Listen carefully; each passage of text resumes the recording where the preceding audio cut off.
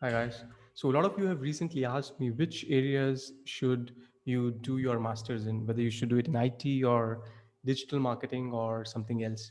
So I quickly want to share with you, and this is specifically regards to Denmark. There is an institution called DI Industry, just like India has CII. CII is Confederation of Indian Industries. So these are the guys who would do lobbying work in front of the government. These are the guys who would promote Indian businesses abroad and so on. Similarly, in Denmark, there is an industry body which is called DI Industry. Their purpose is to promote Danish exports to different countries. And they keep suggesting, keep recommending stuff to different governments. So in today's video, we'll talk about one article they recently published. And this goes pretty much in line with what my thoughts have been and what I have been telling you on different occasions on the channel. So let's quickly dive into an article which is primarily in Danish, but let's look at the English version. So this is DI Industry. They have recently published this article, and and this is pretty much in line with what I have been suggesting to my students. So it's kind of a validation. And what does it say? And just to give you an understanding, Denmark versus Germany GDP per capita, right? And that's important. So a lot of people do not consider Denmark as a valid option to go and study. But I have been telling a lot of my students that if you have some money saved, or if your parents are able to, then you should definitely go and study in Denmark.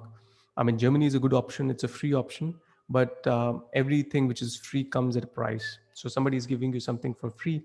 It's really not free. So although you pay like 10,000 euros per year for education in Denmark, the salaries are much higher, your progress will be much higher. So even if you look at GDP per capita, which is a very good measure of of countries progress, then you see that Denmark is, let's look at the link. Denmark is at least at par um, with Germany, and in many cases, actually, it's on some of the metrics, it's actually much better. So if you look at 2020 data, so left is Denmark and right is Germany. So GDP per capita is $60,000, whereas in Germany it is $45,000. So it actually has an impact on your salaries. So GDP per capita, for example, I think in India is $2,000. So if you go to a country where GDP per capita is low, then obviously your salaries would be low. Not always, but mostly. And so therefore in Denmark you would find that the salaries are 20 to 30% higher. So the same engineer who would earn 40,000 in Germany can expect to earn maybe 55,000 in Denmark. I'm just giving you rough numbers. Obviously a lot will depend on your skill set, your area of work, uh, and so on. Also, just overall, some of the other measures, debt to GDP, Denmark is a lot better. These guys have not taken a lot of debt as a government, and their per capita debt is much lower than that of Germany. They don't have deficit. So this is a website, actually. You can just do countryeconomy.com. So whenever you are in confusion saying, okay, whether I should go to Italy or whether I should go to Germany, this is a good starting point. This is a very good starting point. And you should also look at how a country will grow. So there are a lot of these World Bank reports which talk about what kind of countries will grow. You always want to be in a growing country. You always want to be in a country where the per capita GDP is high. So Denmark is at 60,000, and Germany is at 45,000. So there is a huge gap. So obviously, if I was your age, I was thinking about going for a bachelor's program, I would pick Denmark if I had the money.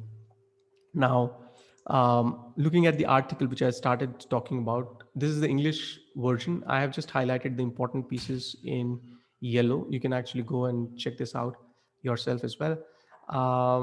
What they are saying is that we would like to see even more applicants in STEM programs. So what's happening is in the STEM, so science, technology, engineering, these programs are getting less and less interesting for the local students or for the students who are applying to Danish universities.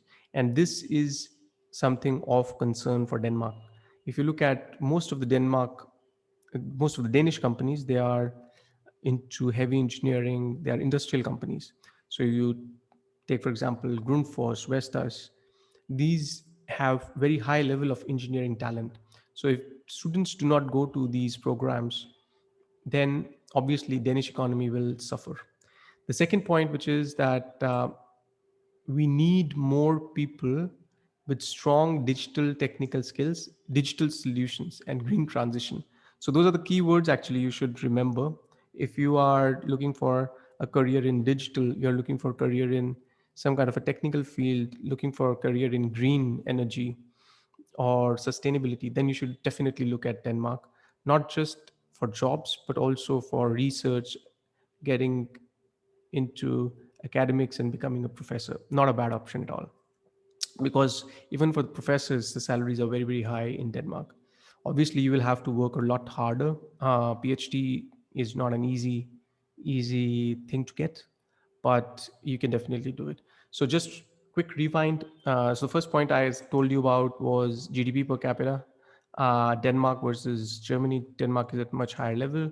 The second point which we talked about was that the industry, DI industry, is telling the government that look, we have lesser people with digital skills and technical skills in STEM programs.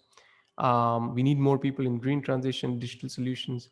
And then two interesting points in the end, which is that civil engineering applicants have also gone down. I am a civil engineer from IIT. I don't know how many of you know about it, but um, I've never done actually civil engineering. I only studied civil engineering, and and if I look around in Denmark, there are a lot of jobs in civil engineering, especially when it comes to structural design, architecture, um, and so on. So you would find a very good job in civil engineering, and usually civil engineering is much easier to crack. And these are not the days when you stand on a street and a road and build a bridge. These days, civil engineering is a lot more about sitting on a computer, learning the computer program, how to design a bridge, design a building, design a room.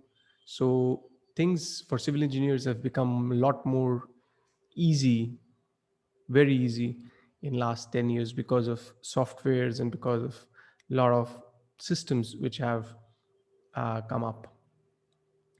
The last point is on teacher education. So you can actually become a teacher also in Denmark. If you have the right certification, you could go and become an English teacher or math teacher. Just like people would do B.Ed in India, there are also programs in Denmark you can do and become a teacher. And teachers are high in demand. For Danish people, the salary for teachers is low. But I would say that the quality of life for teachers is very easy. You have very fixed working hours, you have state funded health insurance, and so on. So so so these are some of the things which I wanted to talk to you.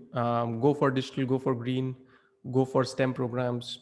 If you're interested, go for civil engineering or teacher education. And these are the fields which are very interesting in Denmark. uh, do not think that if you pay 10,000 euros as per year education fees or tuition fees in Denmark, you will not be able to recover it. The salaries are 30-40% higher in some cases compared to Germany. So you can actually pay back that money if you have the right resources. If you come from upper middle class in India, your parents can afford it, I would always go to Denmark, not to Germany, also because of language. So in Germany, to grow, you need German language in most cases, not in all. I mean, if you're coming from an IT background, then German, even if you're at a B1 level, it's fine. But if you are from a traditional background, a civil engineer, it's going to be very difficult. So I always tell people that please go for Denmark if you have the right resources. All right, guys. So this was pretty much it for today. I hope you are liking these videos. You definitely should share it with your friends, and you should ask me questions. I also usually leave a WhatsApp number, and you can approach me there.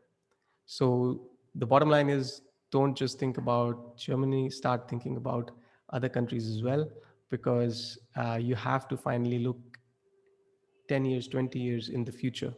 And Denmark definitely has a very bright future. And you always need to ride the right horse. So good luck, guys. All the best. Bye bye.